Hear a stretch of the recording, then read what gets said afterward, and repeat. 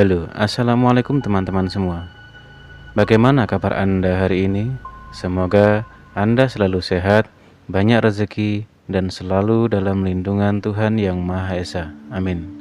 Berjumpa lagi dalam channel Creepy Greeting, channel yang berisi tentang cerita horor, mistis, dan seram. Dan kali ini saya akan melanjutkan cerita dari episode sebelumnya yang berjudul Pendem. Dan cerita ini saya ambil dari Twitter dengan nama Restu Wira Atmaja. Bagi teman-teman yang ingin membaca secara langsung, saya sertakan linknya ada di kolom deskripsi. Dan inilah kelanjutan ceritanya. Tangisan Didi masih terdengar jelas. Agung dan Wastari masih bertanya-tanya terkait apa yang baru saja dilihat oleh Didi. Sementara itu, Wak Salim meminta kepada Agung dan Wastari untuk tinggal sementara di rumahnya sampai keadaan benar-benar aman. Malam ini kalian nginep dulu aja. Besok kalian boleh pulang ke tempat kalian untuk memikirkan lagi apakah kalian akan tinggal di sini selamanya atau tidak, ucap Wak Salim. Wastari mengangguk paham. Dirinya tahu jika keselamatan Didi adalah yang lebih utama. Apalagi Didi yang dilahirkan tepat di weton Selasa Kliwon disebut-sebut sebagai weton yang membahayakan.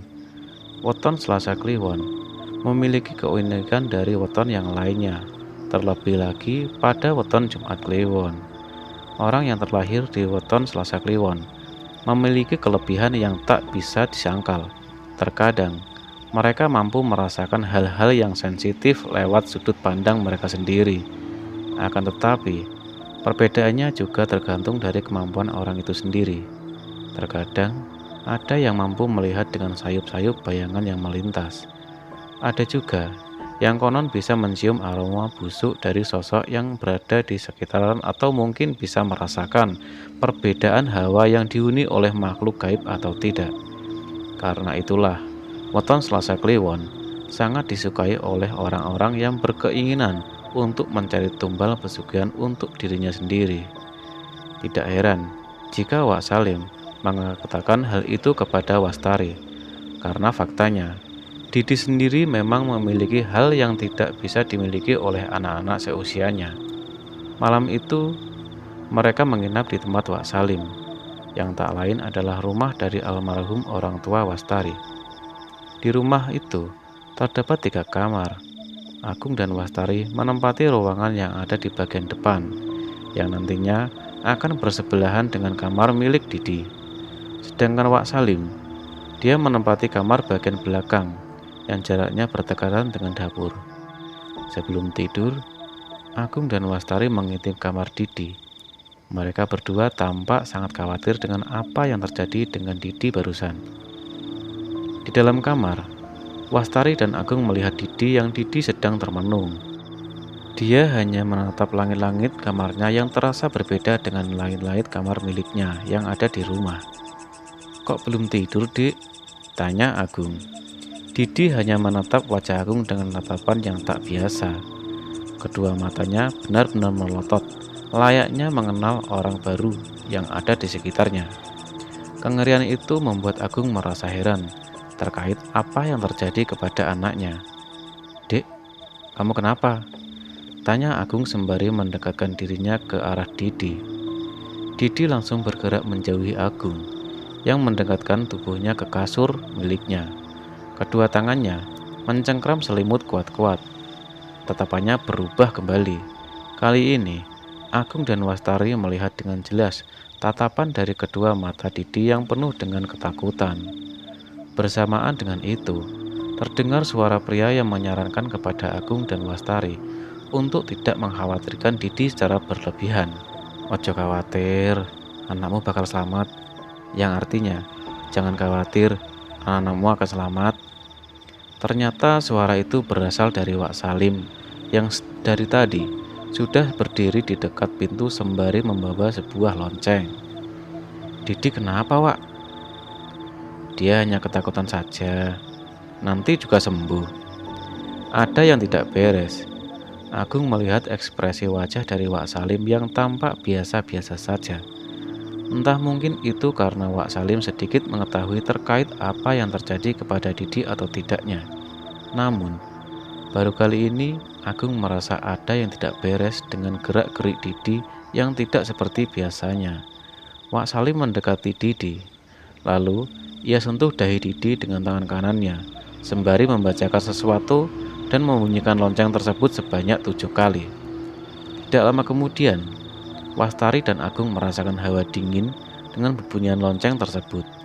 Mereka berdua merasa jika suara lonceng tersebut bukanlah suara lonceng pada umumnya.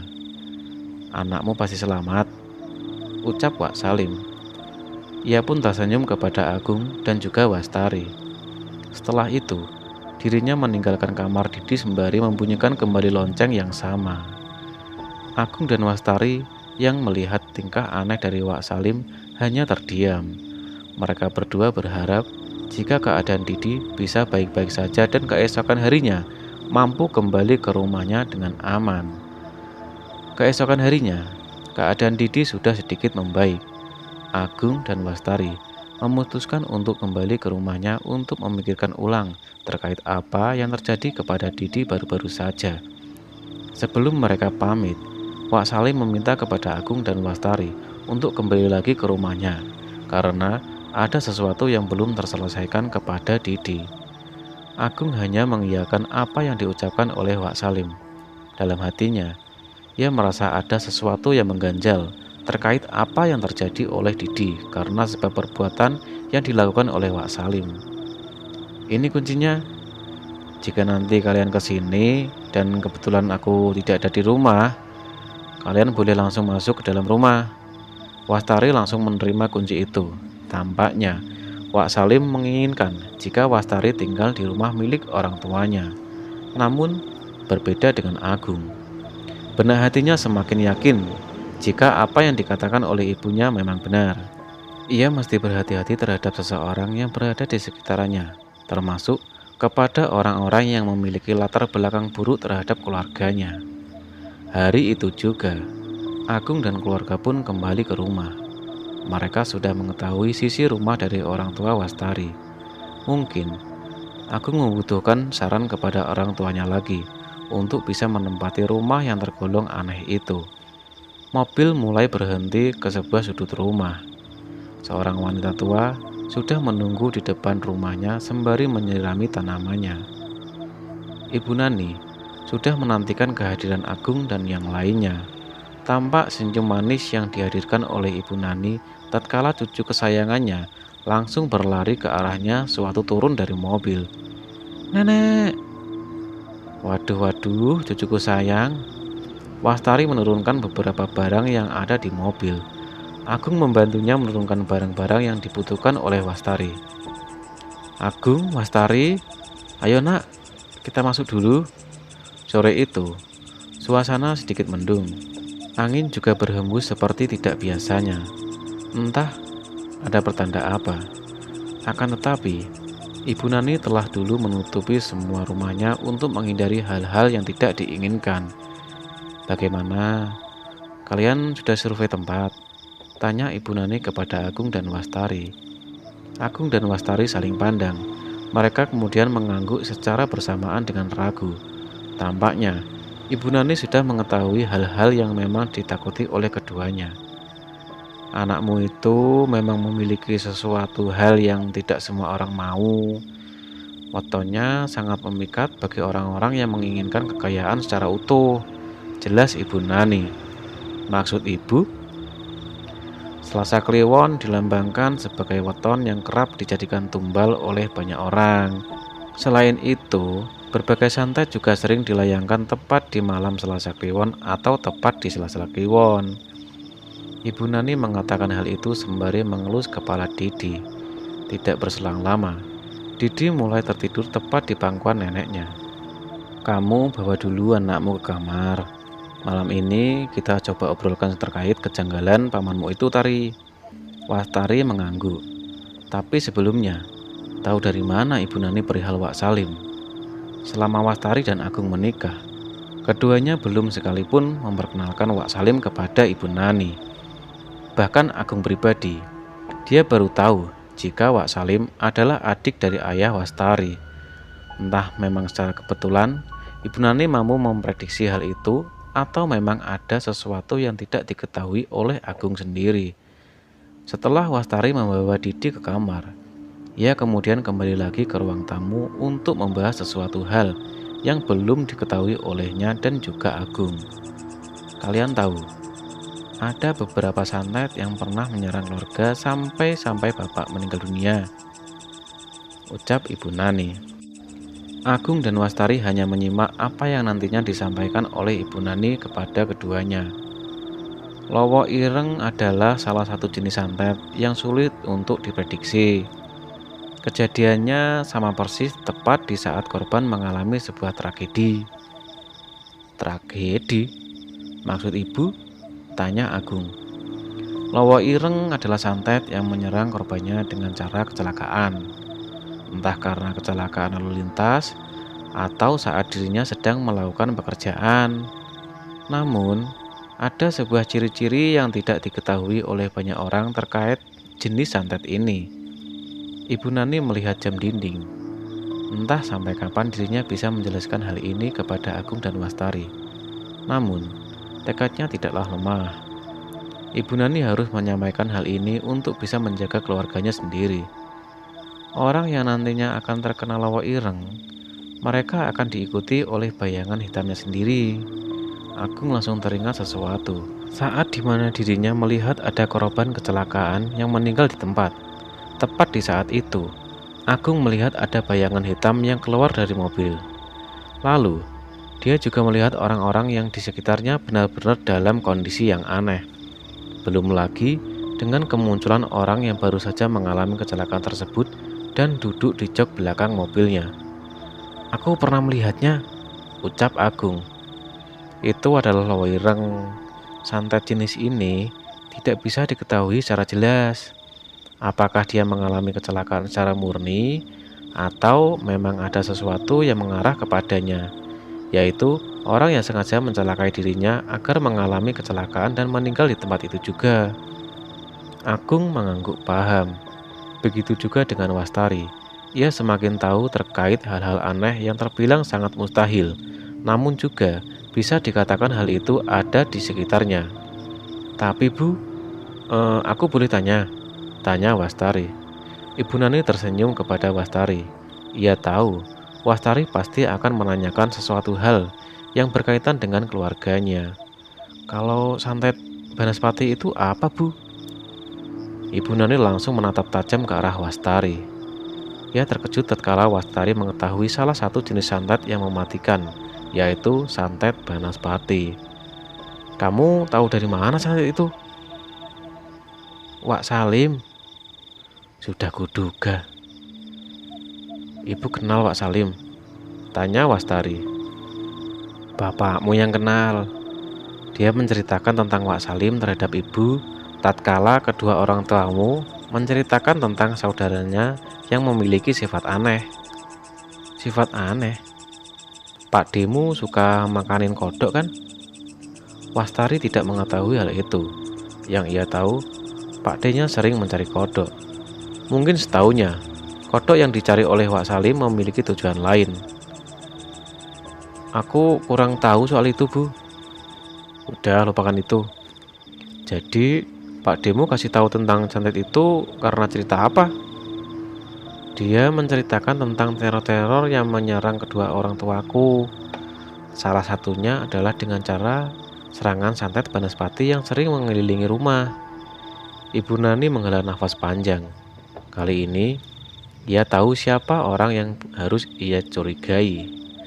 Kemungkinan besar, dendam di masa lalunya bisa terobati dengan matinya orang yang selama ini ia cari. Ibu kenapa? Tanya Agung. Dulu, bapakmu juga mengalami hal yang sama. Sebelum dia meninggal dunia, ada Banaspati yang mengelilingi rumah. Lalu, ia berlari ke arah belakang rumah karena tubuhnya merasa terbakar. Tak lama kemudian, dia ditemukan di sebuah galian kubur yang hanya muat untuk dirinya sendiri. Mungkin Pak Demu ada kaitannya dengan tragedi ini, jelas Ibu Nani. Suasana menjadi hening saat Ibu Nani menyudutkan semua perkara dan bencana kematian suaminya oleh karena Wak Salim. Sedangkan Wastari, dia hanya bingung. Dia tidak tahu menahu terkait apa yang disampaikan oleh Ibu Nani kepadanya.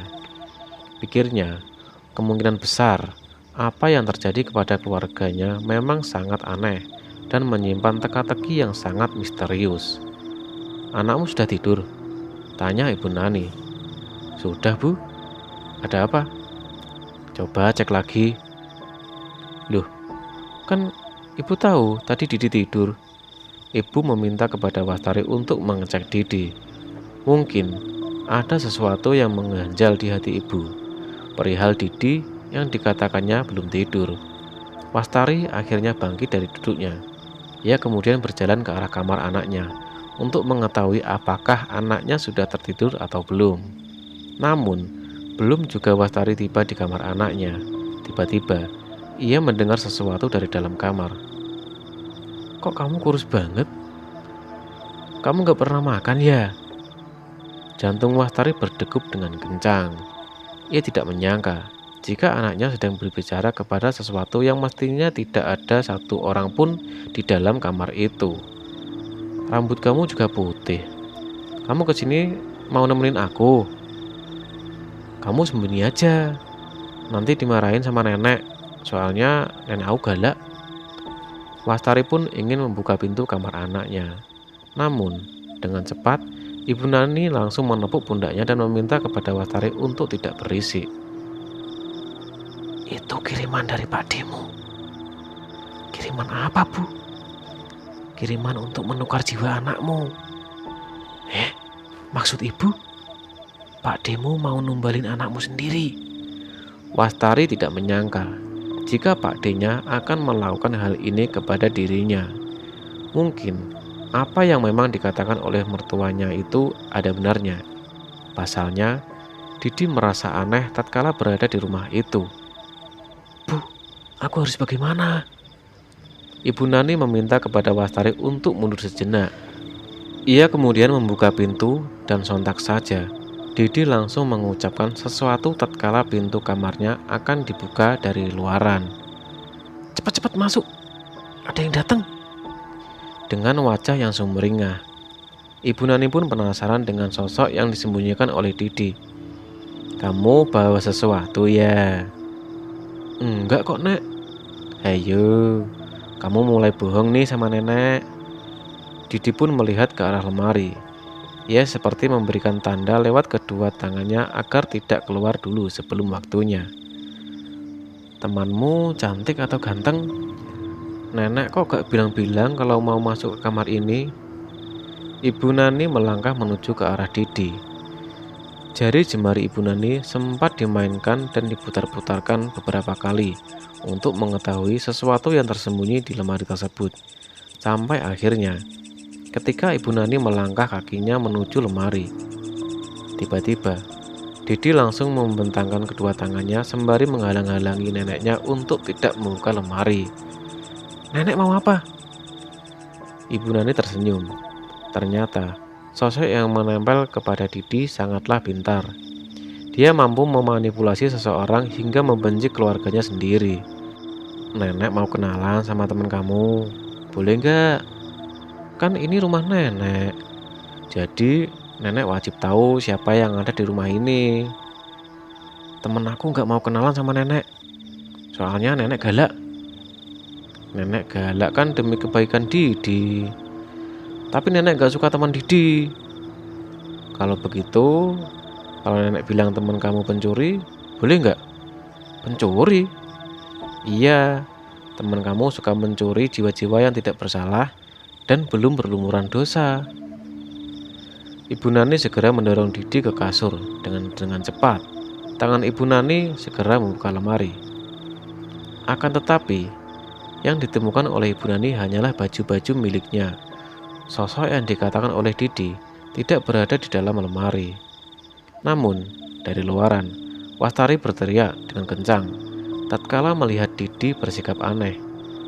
"Ibu, Didi, Bu." Ibu Nani langsung menghadap ke belakang. Ia lalu terkejut saat melihat mata Didi sudah melotot ke arahnya. Bocah iki bakal selamat yen awakku sing jaga. Yang artinya, anak ini akan selamat jika tubuhku yang menjaga. Agung yang mengetahui ada teriakan aneh dari kamar anaknya, langsung berlari. Ia lalu melihat istrinya sedang menangis dan raut wajahnya penuh dengan ketakutan. Ada apa? Didi, Mas. Didi kenapa? Didi kesurupan. Agung pun terkejut saat dirinya melihat Didi dengan ekspresi wajah yang aneh. Tatapannya benar-benar tajam mengarah kepada Ibu Nani. Bu, adik kenapa? Tanya Agung. Ibu Nani menengok ke arah Agung. Ia hanya tersenyum sejenak, lalu kembali mengarahkan pandangannya kepada Didi. Siapa tuanmu? Tanya Ibu Nani. Didi hanya menggeram. Air ludahnya berjatuhan tatkala mulutnya mulai mengeluarkan suara eraman. Kedua tangannya juga sudah mulai bergerak-gerak. Terkadang, kedua tangannya digerakkan seperti ingin mencengkram. Lalu berganti lagi dengan cara dibenturkan antar keduanya secara bergantian. Dilihat dari sosoknya, Ibu Nani teringat akan salah satu sosok yang sering melakukan gerakan semacam itu. Gerakan itu tampak familiar. Sosok yang bisa melakukan itu adalah sosok yang muncul tatkala di waktu penghujan saja. Tangan Ibu Nani perlahan bergerak ke arah Didi. Ia berusaha untuk menyentuh tangan Didi agar mengetahui sosok apa yang sedang merasuki tubuhnya itu. Akan tetapi, Didi langsung mundur ke belakang. Ia tahu jika Ibu Nani akan mendekatinya dengan cara menyentuh bagian pergelangan salah satu tangannya. Kamu takut? Sosok itu hanya menjawab dengan eraman, sembari membenturkan kedua tangannya secara bersamaan. Ibu Nani meminta kepada Agung untuk membawakan segelas air yang ditambahkan dengan garam. Ambil segelas air dengan garam. Sosok yang merasuki Didi seperti paham akan perintah itu. Dia bergerak maju untuk menghalangi Agung yang akan membawakan segelas air garam. Namun, dengan cepat Ibu Nani segera menghalau gerakan Didi. Sudah, di sini saja, senyum Ibu Nani. Agung pun segera cepat mengambil segelas air yang dicampurkan dengan garam. Setelah itu, ia kembali lagi ke kamar Didi dan menyerahkan air garam itu kepada Ibu Nani. Bu, ini airnya. Ibu Nani segera mengambil segelas air itu. Dia kemudian mencipratkan air itu ke arah tubuh Didi. Benar saja, air itu berpengaruh kepada tubuh Didi. Ia seperti merasa terbakar dengan air garam yang dicipratkan oleh Ibu Nani. Tak berselang lama, tubuh Didi langsung ambruk. Namun, Ibu Nani tidak hanya diam. Ia langsung keluar dari kamar seperti mengejar sesuatu. Aku ngikut, Bu. Wastari, jaga anakmu. Iya, Bu. Agung mengikuti langkah kaki Ibu Nani yang lebih cepat darinya. Walaupun usianya sudah terbilang tua, langkah kaki dari Ibu Nani lebih cepat mengejar sosok tersebut yang akan memproyeksikan dirinya di hadapan manusia telah ruqyah selesai. Dan benar saja, saat Ibu Nani membuka pintu rumah depan, Agung diperlihatkan dengan sosok yang begitu sangat mengerikan. Bentuknya seperti manusia tulang dengan rambut yang menutupi seluruh wajahnya, menggunakan kain berwarna hitam, dan membenturkan kedua tangannya secara bersamaan.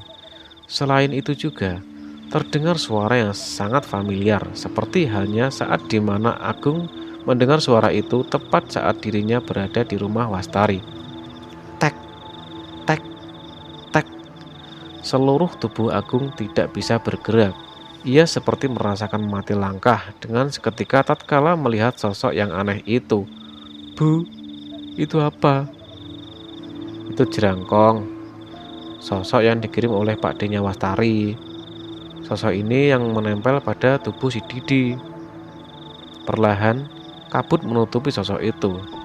Ia menghilang dalam kegelapan. Yang terdengar hanyalah bunyi suara tulang yang dibenturkan. Tek, tek, tek.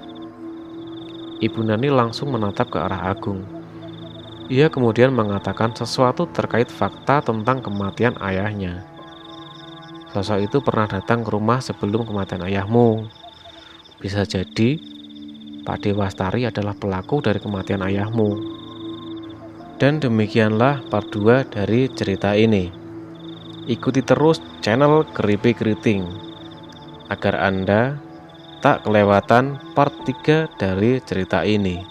Saya, Bang Yon, pamit undur diri. Dan sampai bertemu di episode selanjutnya. Assalamualaikum warahmatullahi wabarakatuh.